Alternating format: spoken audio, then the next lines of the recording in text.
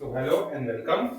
तो आज हम लोग इस वीडियो में देखने वाले हैं क्लास 10 का साइंस का chapter number 6 electric circuit and जो चैप्टर चल रहा है हमारा उसका जो है नेक्स्ट पार्ट। ठीक है, तो इसके पहले जो है 4-5 वीडियोस ऑलरेडी अपलोड हो चुके हैं। तो ये इस वीडियो में जो है हम लोग क्या करेंगे, जो रेजिस्टेंस है उसका कॉम्बिनेशन कैसा होता है ये जो है हम लोग इस वीडियो में जो है पढ़ने वाले हैं। ठीक है, सो देखते हैं कॉम्बिनेशन ऑफ रेजिस्टेंस, ये हमारा टॉपिक है।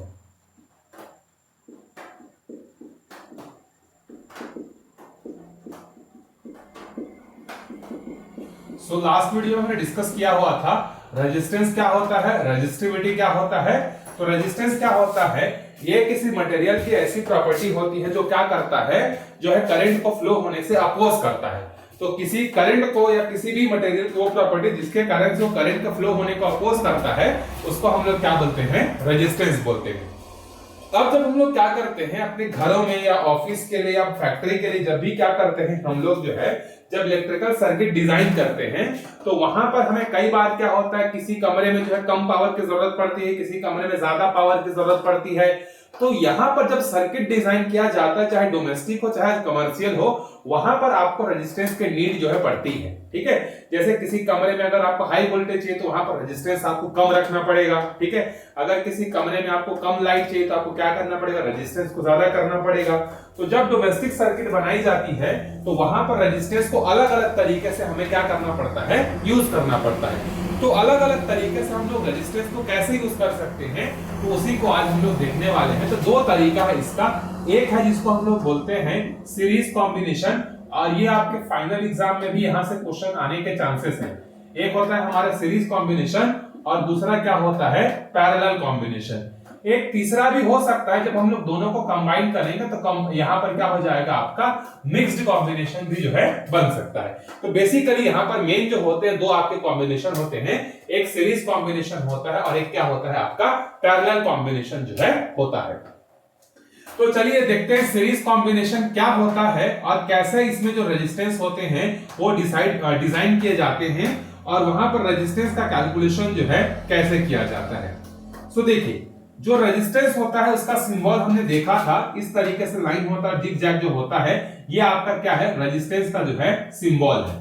ठीक है, अब ये जो रेजिस्टेंस है ना, इसमें दो टर्मिनल होते हैं। ये वाला आपका इनिशियल टर्मिनल या फर्स्ट टर्मिनल कहलाता है और ये वाला जो है आपका बी वाला जो है सेकेंड टर्मिनल या फिर लास्ट टर्मिनल जो है कहलाता है। तो जब आप बहुत सारे रेजिस्टेंस को इस तरीके से कनेक्ट करते हैं कि जो पहला रेजिस्टेंस है, पहला रेजिस्टेंस का जो सेकेंड टर्मिनल, जैसे ये पहला रेजिस्टेंस है, इसका सेकेंड टर्मिनल दूसरे रेजिस्टेंस के पहले टर्मिनल से क्या हो, जब कनेक्टेड हो, और जब दूसरे रेजिस्टेंस का दूसरा टर्मिनल इसके जो है तीसरे वाले के पहले वाले से कनेक्ट हो, तो इस तरीके का जब कॉम्बिनेशन बनता है तो उसको हम लोग बोलते हैं सीरीज कॉम्बिनेशन जो है हम लोग बोलते हैं। अब किसी सर्किट में सिर्फ रेजिस्टेंस तो नहीं होगा, यहां पर हमें सेल या बैटरीज लगानी पड़ेगी, की लगाना पड़ेगा, उसके बाद जो है हमें एम्पियर मीटर लगाना पड़ेगा, उसके बाद पैरेलल कॉम्बिनेशन में जो है हम लोग क्या लगाएंगे, वोल्ट मीटर भी लगाएंगे। तो इस तरीके से हमारा सर्किट जो है डिजाइन जो है होता है। ठीक है, तो यहां पर मैं पैरेलल में जो है वोल्ट मीटर को लगा दे रहा हूं। ठीक है, क्योंकि पैरेलल में हमारा वोल्ट मीटर लगता है और सीरीज में हमारा एम्पियर मीटर जो है लगता है। तो ये हमारा सेल है, ये हमारा की है, एम्पियर मीटर, वोल्ट मीटर, इसका रेजिस्टेंस का वैल्यू मान लेते हैं R1 है, ये R2 है और ये क्या है, R3 है। तो हमने एक सर्किट बनाया और उस सर्किट में हमने तीन रेजिस्टेंस को यूज किया और पहला रेजिस्टेंस का जो वैल्यू वो R1 मान लेते हैं और दूसरे का R2 मान लेते हैं और तीसरे का R3 जो है मान लेते हैं। और यहां से क्या हो रहा है, इस सर्किट में जो है इस बैटरी के हेल्प से आई करंट जो है पूरे सर्किट में जो है फ्लो हो रहा है इस तरीके से। ठीक है, तो आप एक चीज ध्यान रखिएगा, जो सीरीज कॉम्बिनेशन होता है, in series combination current is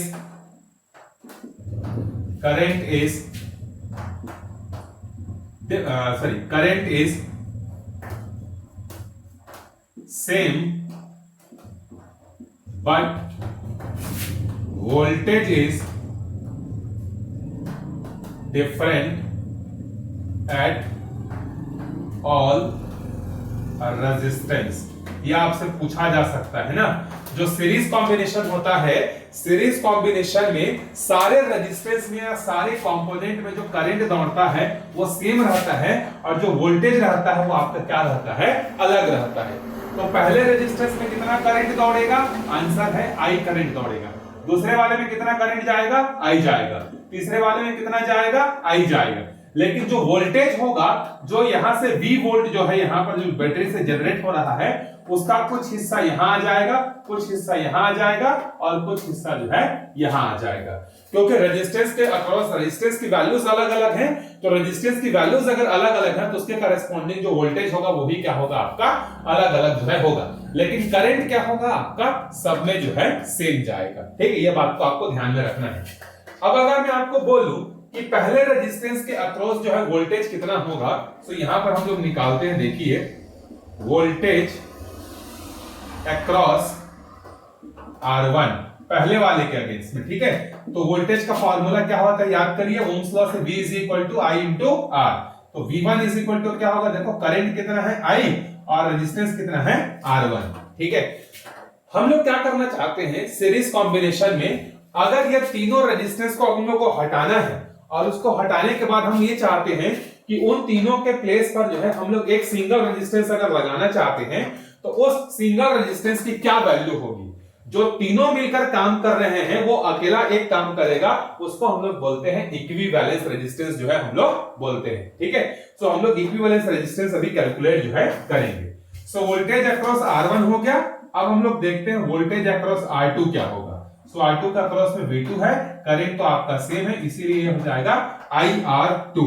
और R3 के अक्रॉस जो वोल्टेज होगा वो होगा आपका V3 और वो हो जाएगा I इंटू R3।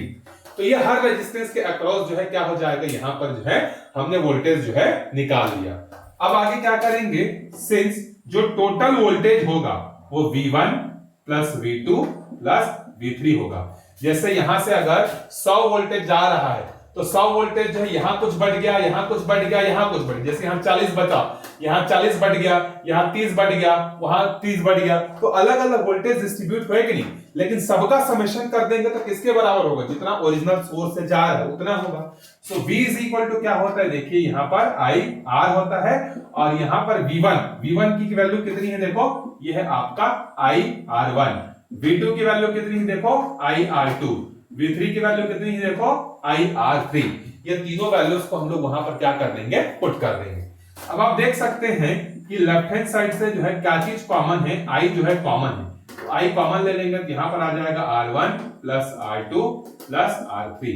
I और I कैंसिल हो जाएगा, ये हो जाएगा आपका R is equal to R1 plus R2 plus R3। अब इसी को हम लोग क्या बोलते हैं, इक्विवेलेंस रेजिस्टेंस जो है हम लोग बोलते हैं। ठीक है, सो अगर आपको सीरीज कॉम्बिनेशन में अगर आपको इक्विवेलेंस रेजिस्टेंस पूछा जाता है तो आप क्या करेंगे, सारे रेजिस्टेंस को आपस में प्लस कर देंगे। फॉर एग्जांपल अगर मैं बोलता हूं कि there are 4 resistance of 3 ohm 4 ohm 6 ohm and 2 ohm are connected, find the equivalence resistance. तो 4 रेजिस्टेंस है और चारों की वैल्यू अलग अलग है और वो सीरीज कॉम्बिनेशन में क्या है, कनेक्टेड है। हमें क्या करना है, उसका इक्विवेलेंस निकालना है। मतलब हम ये चाहते हैं कि चारों के बदले अगर एक सिंगल रेजिस्टेंस अगर हम लोग लगाएं तो कितना वैल्यू का वो होना चाहिए, कितने ओम का जो है वो होना चाहिए। तो हम लोग क्या करेंगे, सिंस ये सीरीज कॉम्बिनेशन में है सबको आपस में क्या कर देंगे, प्लस कर देंगे। तो 3 प्लस 2 हो जाएगा 3 प्लस 4 हो जाएगा 7, 7 प्लस 2 हो जाएगा 9, 9 प्लस 6 हो जाएगा 15। तो कितने ओम का लगाना पड़ेगा, 15 ओम का लगाना पड़ेगा। मतलब ये चारों मिलकर जितना काम कर रहे हैं सीरीज कॉम्बिनेशन में, वो अकेला 15 ओम का जो है कर सकता है। ठीक है, तो हम लोग अलग अलग क्यों लगाते हैं, वो जरूरत के हिसाब से लगाते हैं, कहीं पर कम चाहिए कहीं पर ज्यादा चाहिए, इसलिए हम लोग कम ज्यादा लगाते हैं। हम लोग यहाँ पर क्या करना चाहते हैं कि अगर हमको सबको रिप्लेस करके अगर सिंगल लगाना पड़े तो कैसे निकाल सकते हैं, उसके लिए जो है हम लोग ये कॉम्बिनेशन पढ़ रहे हैं। तो आप इसका चाहो तो स्क्रीनशॉट ले सकते हो, अपने कॉपी में नोट कर सकते हो और आशा करता हूं कि ये सारी चीजें आपको अच्छे से समझ में जो है आ गई। इसके बाद हम लोग देखेंगे दूसरा जो है हमारा पैरेलल कॉम्बिनेशन। ठीक है, दूसरा हम लोग देखेंगे पैरेलल कॉम्बिनेशन। पैरेलल कॉम्बिनेशन में जो सर्किट होता है वो कैसे होता है उसको हम लोग देखेंगे, ठीक है। तो यहां पर मैं ये ऊपर वाले को हटा देता हूं, ये जो है इसका ये सीरीज कॉम्बिनेशन है, पैरेलल कॉम्बिनेशन में थोड़ा सा अलग रहता है। तो अगेन हम लोग तीन रेजिस्टेंस को लेकर समझते हैं कि अगर तीन रेजिस्टेंस अगर पैरेलल कॉम्बिनेशन में है तो वो जो है किस तरीके से जब उनको हटा करके एक सिंगल लगाना है तो हम कैसे लगा सकते हैं।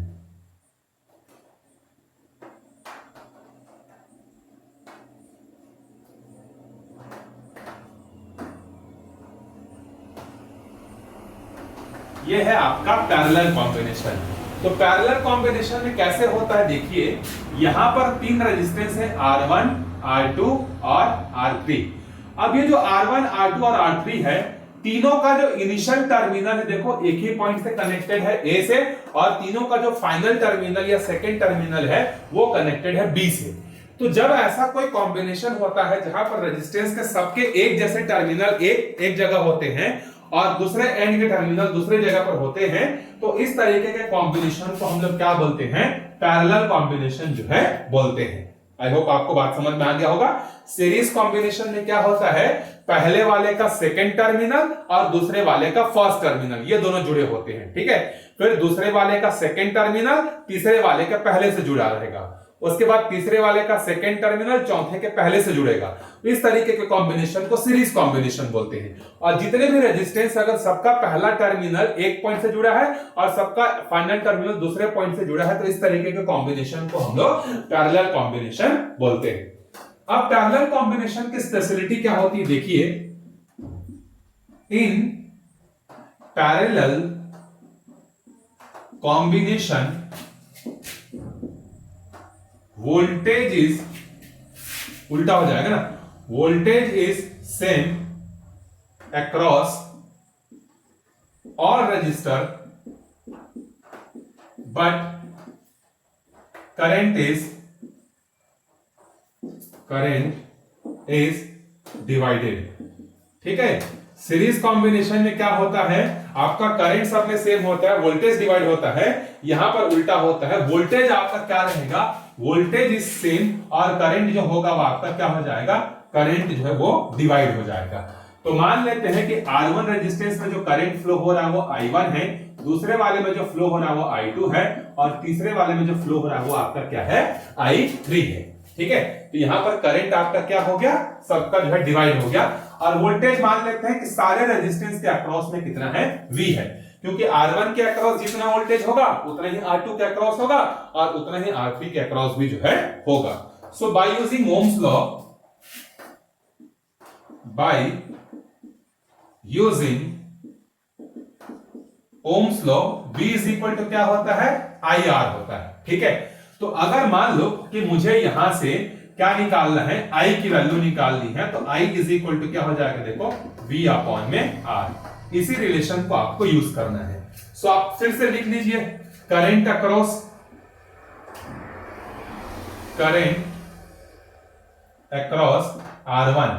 R1 के अक्रॉस करंट कितना होगा, I1, और I1 की वैल्यू हम कैसे निकालेंगे, वोल्टेज तो हमारा V है और रेजिस्टेंस हमारा कितना है, R1 है। उसी तरीके से आपको I2 के अक्रॉस अगर निकालना है कि करंट अक्रॉस I2, तो ये हो जाएगा आपका I2 और ये हो जाएगा V अपॉन में R2। उसी तरीके से करंट अक्रॉस R3 अगर निकालना है, ये हो जाएगा I3 और ये हो जाएगा V अपॉन में R3। ये आपके तीनों रेजिस्टेंस के अक्रॉस करंट जो है हमने निकाल लिया। अब देखिए इसके बाद जो टोटल करंट होगा हमारा, जो कि I है, वो किसके बराबर होगा, I1 plus I2 plus I3। मतलब ये सेल ने जितना करंट भेजा, जैसे मान लो 10 एम्पियर का करंट भेजा, ये आपस में जितना भी बटा होगा, लेकिन सारे करंट को जोड़ेंगे तो कितना होगा, जितना उस सेल ने भेजा उसी के बराबर होगा, ठीक है। तो यहां पर देखो I इज इक्वल टू क्या है हमारे पास, V अपॉन में R, और यहां पर हो जाएगा आपका V अपॉन में R1, ये हो जाएगा I2 की वैल्यू V अपॉन में R2, और V अपॉन में क्या आ जाएगा, R3। अब आप देखिए कॉमन क्या चीज दिख रहा है, तो ऊपर से आपको कॉमन दिख रहा है V, तो V अपॉन में R, V कॉमन ले लो, ये हो जाएगा 1 अपॉन में R1 प्लस 1 अपॉन में R2 प्लस 1 अपॉन में R3। V और V कैंसिल हो गया। यही जो आपका रेजिस्टेंस आया है ये आपका क्या हो जाएगा, इक्विवेलेंस जो है हो जाएगा। लेकिन आप ध्यान रखिएगा जब आप न्यूमेरिकल को सॉल्व करेंगे ना तो 1 अपॉन R की वैल्यू आएगी, आप फिर उसको रेसिप्रोकल भी करना पड़ेगा ना। एक क्वेश्चन अभी करते हैं, जैसे मान लेते हैं, इसको मैं मिटाता हूं, तो आपका इक्विवेलेंस रेजिस्टेंस कैसा निकला, 1 अपॉन में R equivalence is equal to 1 upon R1 plus 1 upon R2 plus 1 upon R3। वहां पर डायरेक्टली हम लोग R1 plus R2 plus R3 कर दे रहे थे, यहां पर हम लोग क्या करेंगे, पहले 1 upon R1 plus 1 upon R2 plus 1 upon R3 करेंगे, फिर जो फाइनल आंसर आएगा ना उसका हम लोगों को एक बार क्या करना पड़ेगा, रेसिप्रोकल करना पड़ेगा। तो अगर 4 रेजिस्टेंस होंगे तो क्या करेंगे, इसी में जो है 1 प्लस 1 अपॉन R4 कर देंगे, 5 होगा तो क्या करेंगे, प्लस 1 अपॉन R5 कर देंगे। ठीक है, तो सपोज हमारे पास जो है एक है 2 ओम का रेजिस्टेंस और एक है 3 ओम का रेजिस्टेंस इन पैरेलल कॉम्बिनेशन। हमें इन दोनों को क्या करना है, रिप्लेस करना है, तो हमें कितने ओम का रेजिस्टेंस लगाना पड़ेगा, तो हम लोग यहां पर फॉर्मूला लगाएंगे 1 अपॉन में R equivalence is equal to 1 upon में R1 प्लस 1 अपॉन R2। ठीक है, सो 1 अपॉन में 2 ओम प्लस 1 अपॉन में 3 ओम। एलसीएम कितना आएगा, 6, 3 1 जा 3, 2 1 जा 2, कितना आएगा 5 अपॉन में 6। ये आपका आंसर है क्या, तो बहुत लोग बोलेंगे हाँ, लेकिन गलत है, ये 1 अपॉन R इक्विवेलेंस का आंसर है। अगर आपको R इक्विवेलेंस चाहिए तो आप इसको उल्टा करना पड़ेगा, रेसिप्रोकल लेना पड़ेगा, तो 5/6 क्या बन जाएगा, 6/5। यही आपके एमसीक्यू क्वेश्चन में घुमाएगा, जो 1 मार्क्स का एमसीक्यू क्वेश्चन मिला है वही पे आप घूम जाएंगे। याद रखिए पैरेलल कॉम्बिनेशन में सॉल्यूशन के बाद आपको उसको क्या करना पड़ता है, रेसिप्रोकल जो है करना पड़ता है। ठीक है, तो यहां पर एम्पियर मीटर को सीरीज में लगाने का पर्पस ये होता है कि ये जो है कम करंट खींचता है। ठीक है, इसलिए इसको हमेशा सीरीज में लगाया जाता है। और वोल्ट मीटर को पैरेलल इसलिए लगाया जाता है क्योंकि वो बहुत ज्यादा करंट को कंज्यूम करता है। तो अगर वोल्ट मीटर ही अगर बहुत ज्यादा करंट कंज्यूम कर लेगा तो बाकी सर्किट में जाएगा क्या, तो इसीलिए उसको पैरेलल में डाल दिया जाता है। पैरेलल में डालने से क्या होता है, वो कम करंट को क्या करेगा, अब्सॉर्ब करेगा। क्योंकि सीरीज में क्या होता है, जितने भी कंपोनेंट्स लगे हैं सब में एक जैसा करंट फ्लो होता है, तो उसको ज्यादा करंट मिल जाएगा। तो इसीलिए जो है ये पैरेलल में होता है, और एम्पियर मीटर हमेशा किसमें होता है, सीरीज कॉम्बिनेशन में जो है होता है। सो आई होप आपको ये दोनों कॉम्बिनेशन समझ में आ गए होंगे। क्लास 12 में आप और इसके डिटेल जो है बहुत अच्छे से पढ़ेंगे वहां पर कि और क्या क्या चीजें जो है इसमें आती है। तो इस वीडियो में यही तक देखते हैं, अगले वीडियो में फिर हम लोग thermal effect of electric current के बारे में जो डिस्कशन जो है करेंगे।